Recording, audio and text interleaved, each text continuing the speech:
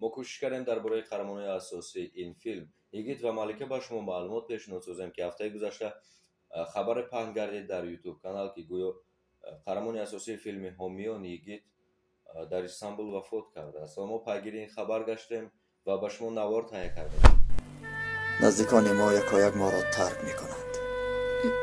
акаи Наҷиб ҳоло дар ҳаёт аст Йигит?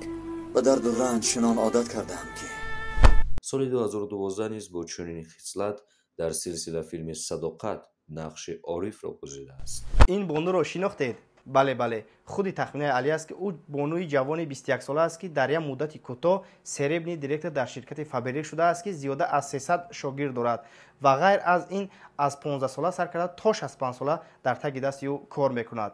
айни ҳол кадоме ки дар ҳамин рақамҳои рӯи экран ба тахминабоно менависад шуморо 3 бор ба зинаи директорӣ бурда мерасонад ва ҳамчунин шумо соҳиби 13500 сомонӣ ва соҳиби 10000 сомони бонус аз ширкати Фаберлик мегардед. дар ин ҷо командаи бениҳоят хуб ҳаст ки дар муддати кӯтоҳ шуморо ба зинаҳои баланд мерасонад. шумо бояд чӣ кор кунед ки мисли тахминаи Али дар толорҳои калон баромад карда соҳиби чекҳои пулии калон гардед. худи ҳозир ба тахминабоно муроҷиат кунед, шуморо дар муддати кӯтоҳ ба зинаҳои баланд мерасонад ва маблағҳои калонро соҳиб мешавед. дӯстони азиз, салом мегӯем ба якояки шумо. бисёри худ дар коммент навиштанд ки дар бораи қаҳрамонҳои филми Ҳомиён ба мо маълумот пешниҳод созем. мо кӯшиш кардем дар бораи қаҳрамонои асосии ин филм Йигит ва Малика ба шумо маълумот пешниҳод созем, ки ҳафтаи гузашта хабаре паҳн гардид дар YouTube канал, ки гӯё қаҳрамони асосии филми Ҳомиён Йигит дар Истанбул вафот кардааст. ва мо пайгири ин хабар гаштем ва ба шумо навор таҳия кардем. ӯро дар Тоҷикистон иҷрои нақши Йигит дар силсила филми бисёрсирагии Ҳомиён ё ба туркӣ Колама муаррифӣ намуд, ки пас аз хотимаи филми мазкур ӯ бо дигар қаҳрамонҳои сериол Айчин Туюн, Меҳмед Озгур, Эртан Килич ва Усмон Кот соли 2011 ба Душанбе сафар намуданд. ӯро дар Тоҷикистон бо номи қаҳрамони филм шиносанд. Орҳан Бейкли 26 октябри соли 1985 дар Измир таваллуд шудааст. номи падари ӯ Азиз Бейкли мебошад. онҳо дар оила 7 бародар мебошанд. ӯ мактаби миёнаи Нами Камолро хатм намудааст. ҳангоми таҳсил дар мактаби миёна ӯ ба ҳунару театр завқ пайдо намуда дар театри мактаб кор кардааст.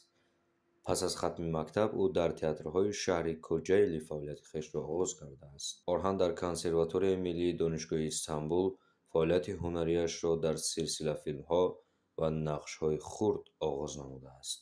соли 2002 ӯ дар силсила филми телевизионии Коргардон Тонер Тунҷ Дунёи асрор нақши хурдакакиро бозидааст. солҳои 2003-2007 ӯ нақшҳои хурдро иҷро мекард, ки соли 2007 ӯро ба силсила филми 134 қисмаи Саманёлу Теви Ҳомиён ва ё Колама дар нақши асосии Йигит даъват намуданд. қаҳрамони ӯ Йигит саркамисари шӯъбаи полис тасвир мешавад. ӯ хеле ҷасуру нотарс буда барои ҳифзи ватан саъю кӯшиш мекунад. силсила филм дар Осиёи Миёна, махсусан дар Тоҷикистон хеле машҳур шуд. дар силсила филм инчунин ҳунарпешаҳо Меҳмед Озтурк, Ашраф Колчак, Али Башар, Айчин Туюн, Эртан Килич ва дигарон ҳунарнамоӣ намуданд. соли 2012 низ бо чунин хислат дар силсила филми Садоқат нақши Орифро гузидааст.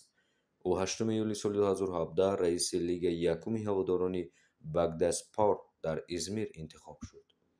ҳафтаи охир дар YouTube хабаре пайдо шуд, ки Йигит дар шаҳри Истанбул вафот кардааст.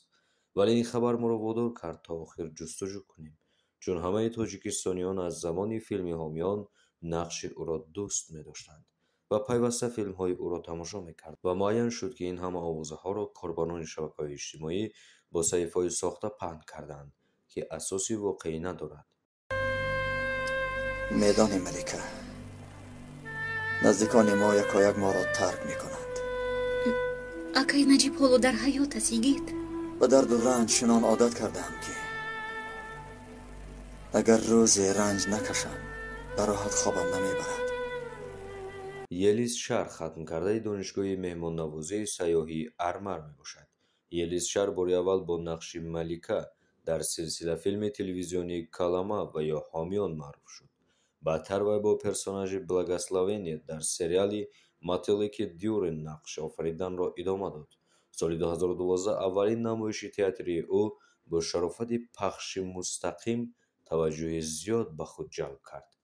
الیس شر در سلسله فیلم جو پاورز نقش آفرید که در موسم تابستانه سال 2012 در ستار تیوی پخش کرده شد و در سال 2013 به انجام رسید. سریال سپ‌های منع شده که سال 2018 در شبکه فاکس پخش کرده شد در 6 قسم پیشنهاد تماشابین گردید. او را در تاجیکستان با نقش آفریدن فیلم حامیان میشناسند و دوستش می‌دارند. بسیاری ها چنین سوال می‌دارند که چرا دیگر در فیلم ها نقش نمی‌بازد و سببش را کمی پیش در صحبت در تلویزیونی اوا ترکیه چنین میگوید: با من شوهرم دیگر اجازت نداد تا کسبم را دوام دهم. هرچند کسبم را دوست می‌دارم ولی به خاطر شوهرم راضیم از بری فرزند و همه چیزم گذارم، چون زندگیم با او معنا دارد و همه داراییم شوهرم است و تا روز خودش نگوید کارم را دوام نمیدهم. تو را مسخره میکردیم، با تو بازی میکردیم. گپ نزن گفتم، گپ نزن. کش مرا، کش. خاموش است. خاموش. خاموش. پرون. با همین با شما اینجا خیر خوش میگویم تا نوارهای بعدی پیگیری صحیفه ما باشید.